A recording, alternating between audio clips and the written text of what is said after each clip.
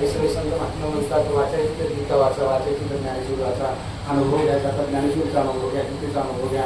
ज्ञानेश्वरी म्हणजे गीता आलीच, त्यामुळे ग्रंथ सांगायची गरज नाही. मला असं वाटतं की आपण गीतेवरच बोलावं.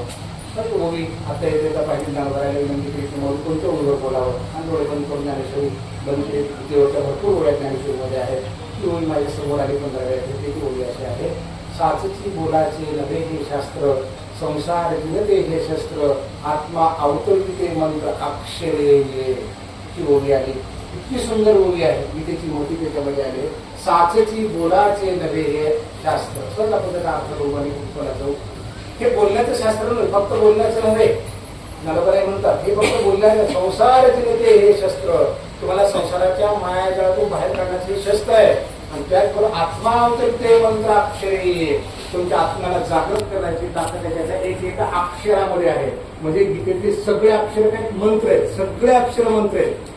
ओवी नाही, श्लोक नाही, एक एक अक्षर, शब्द सुद्धा नाही, अक्षर.